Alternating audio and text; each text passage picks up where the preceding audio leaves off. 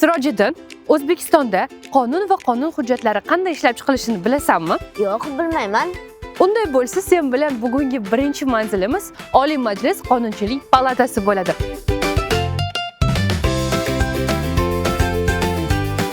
O'zbekiston Respublikasi Oliy Majlisi Qonunchilik palatasi 150 deputatdan iborat va ular Sirojiddin necha yilga saylanishadi? 5 yilga. To'g'ri. Ushbu monitorda Qonunchilik palatasining bir kunlik rejasi bo'lar ekan. Fraksiya yig'ilishlari qaysi zalda soat nechida bo'lishi haqida ma'lumot olish mumkin ekan. Oliy Majlis Qonunchilik palatasi binosida 10 ga yaqin katta-kichik zallar mavjud. Majlis zallari.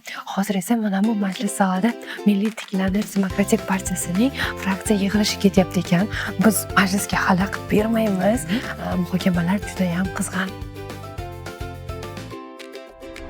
O'zbekiston Respublikasi Oliy Majlisining Qonunchilik palatasi davlat byudjeti va hisob palatasi faoliyatini nazorat qilish, prezident taqdim etgan bosh vazir va vazirlar mahkamasi a'zolarini ko'rib chiqish va ma'qullash, hukumat va boshqa davlat organlarining hisobotlarini eshitish, parlament so'rovlarini amalga oshirish, spiker va qo'mita rahbarlarini saylash, deputatlarning daxlsizlik huquqi masalalarini hal qilish, shuningdek siyosiy va ijtimoiy-iqtisodiy masalalar bo'yicha qarorlar qabul qilish kabi vakolatlarga ega.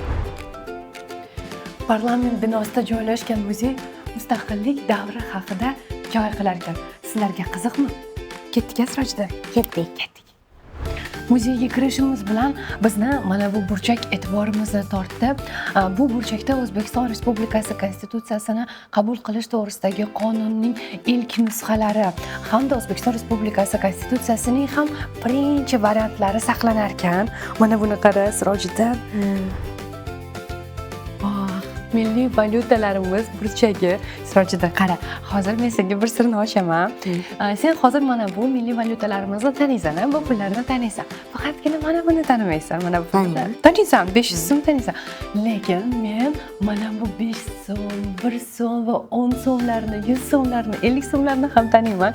Mana shu milliy valyutalar bor payti men kichkinagina qizaloq edim. Bundan tashqari bu yerda partiyalar faoliyati, O'zbekiston va parlament tarixidagi muhim voqealar, shu kungacha parlamentda faoliyat yuritgan deputatlar bilan tanishishingiz mumkin. Alisher Navoiy kutubxonasida bo'lganman. Bolalar kutubxonasida bo'lganman. Oliy ta'lim muassasalari va maktab kutubxonasida bo'lganman. Lekin parlament kutubxonasida bo'lmaganmiz. Kiramizmi? Juda ham qiziq. Ketdik. Vau. Qani, ma'lumotlarga ko'ra, bu yerning kutubxonasida 40 mingdan ziyod ijtimoiy, siyosiy va badiiy adabiyotlar bor ekan. Mahliyo opa, shu kitoblarni uyga olib kelsa bo'ladimi? Qayoqqa borsam ham nimadir undirib olishga harakat qilasan, Sirojiddin. Ko'rdingmi, Sirojiddin? Qonunchilik palatasi muhokamalardan o'tgan, tayyor bo'lgan qonun loyihalarini Senatga yuboradi. Senatga boramizmi? Albatta boramiz.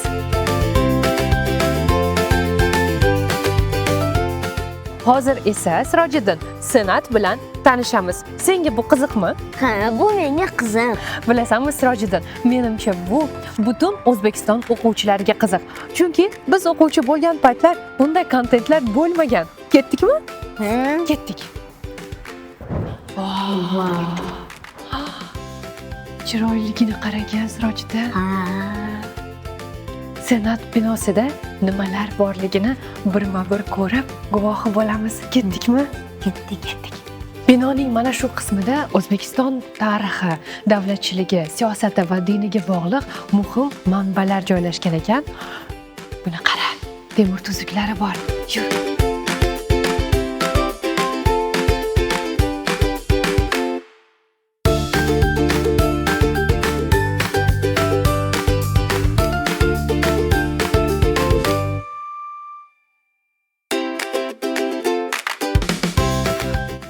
Sirojiddin, bu binodagi yalpi majlislar o'tkaziladigan zal.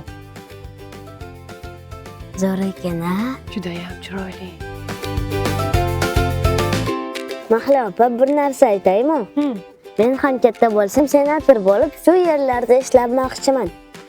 Yaxshi o'qisang, albatta niyatingga yetasan, Sirojiddin. Sirojiddin, bu majlislar zavodida O'zbekiston Respublikasi qonun hujjatlari ko'rib chiqiladi va tasdiqlanadi. Shunda senatorlarning vazifasi qonunlarni tasdiqlashmi? Men senga hozir Senatning konstitutsion mutlaq vakolatlari haqida ma'lumot beraman.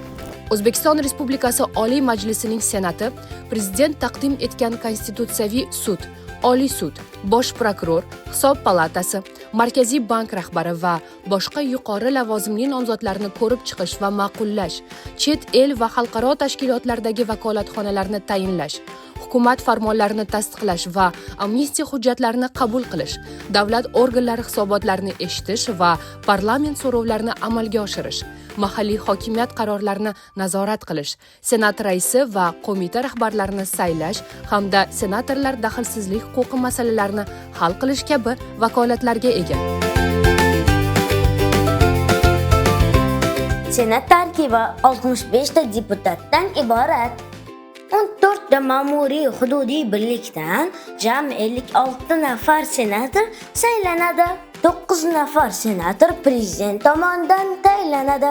Hozir mana bu yerda turli davlatlardan keltirilgan maxsus sovg'alar bor. Hozir ularni ko'rib Sirojiddin bilan ko'zimiz quvnayapti. Ular bir-biridan chiroyli.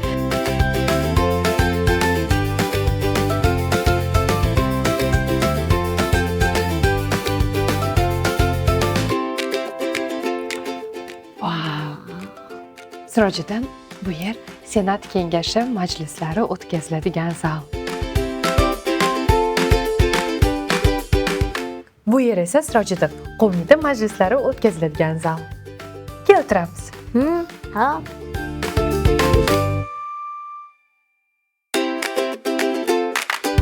Sirojiddin, bilasan-ku, men qayerga borsam albatta kutubxona topib olaman va bu yerning ham juda ham katta kutubxonasi bor ekan va fayzli, chiroyli.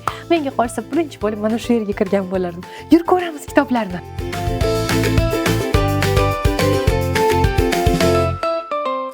Mahliyo opa, bu yerda qancha kitob bor? Yaxshi savol. Mana kutubxona. Bir qaranglar-chi o'rtoqlar. Bu yoqda nechta kitob bo'lishi mumkin? Taxmin qilib ko'ringlar.